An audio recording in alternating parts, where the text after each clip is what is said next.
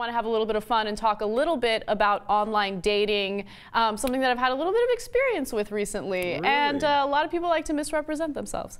One person who did not represent herself accurately was a columnist. Her name is Alli Reed, and she wanted to see whether or not guys would click on her profile if she wrote really terrible things about herself. Take a look. Forget trying to perfect your online dating profile. It seems all you need these days is a pretty face to get a date. US journalist Alli Reed has created the worst profile ever to prove that some men will click on anything if it looks all right. Using a profile of her model, journalist best friend, the profile boasted traits of a mean, lazy, racist and manipulative young woman. The profile attracted over 150 messages in the first 24 hours, despite the woman's penchant for drinking and taking drugs. She also boasted to taking enjoyment from knocking coffee from homeless people's hands and having no job. After some 500 responses from men across the US, Alli Reed decided it was time to get really crazy, ranting and raving to all end. Still though, it didn't stop the interest.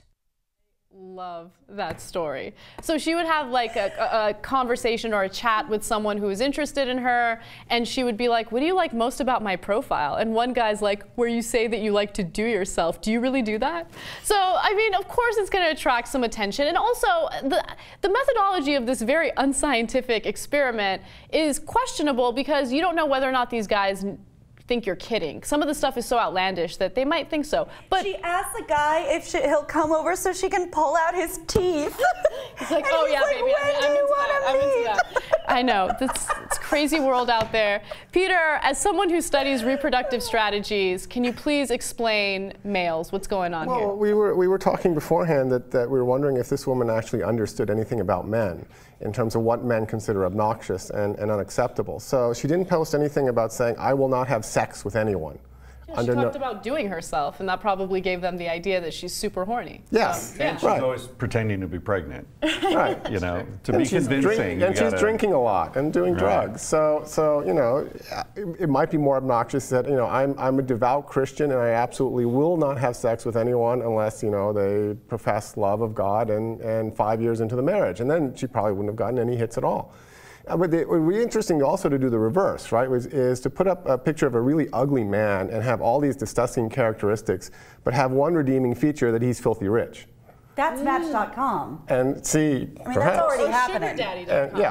And see how many hits that gets from women. So I think there's always, in both sexes, there's individuals that are, you know, that you would not want to date, apparently. Right. Well, and I think Peter's absolutely right, because I think, girl, I get it. You do? I get it. Trust me. And that's the thing. A lot of guys, you know, these guys will have pictures of themselves in their scrubs and their stethoscope and everything, and they're abhorrent people, but he's a doctor. Right. So, you know, everybody does it in their own way, but she really took it to an amazingly hilarious extreme. She really did. And I like that Peter pointed to what men find obnoxious versus what they might find a little bit of a turn on. Chris, what do you think? I mean, you know, we're assuming that men are all looking, all these men are looking for a relationship with her.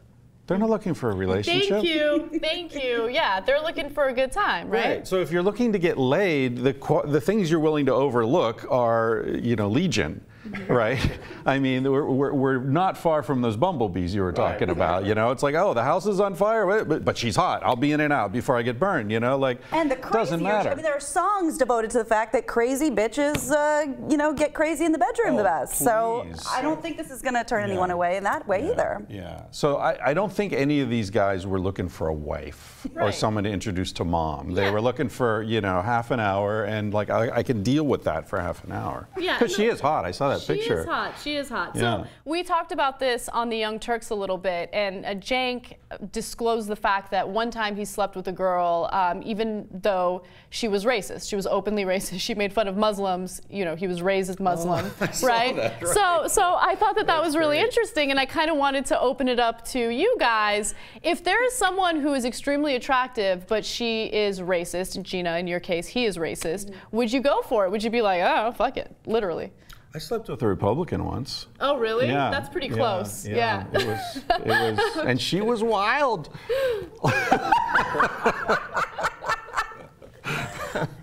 I don't don't know, man. I like a good time as much as the next guy. I really do. Like I'm fun and I'm down for whatever. But I think if I was having sex with someone or making out with someone who's like, you're pretty hot for a loathsome Jew, like I think the night would probably be over.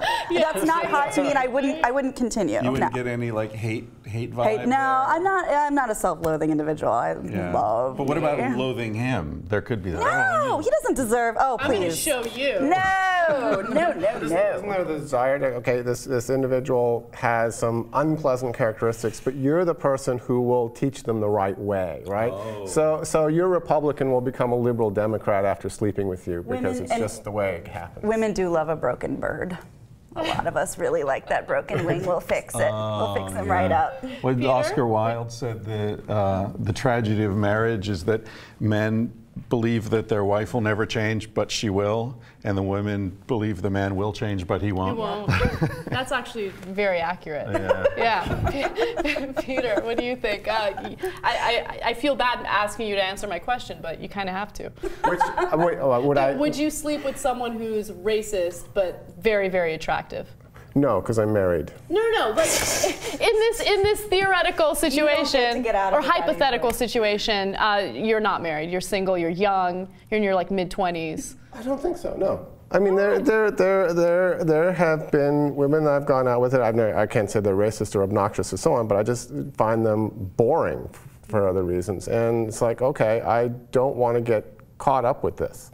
Right. I think again, I'm going to be new age and touchy-feely male.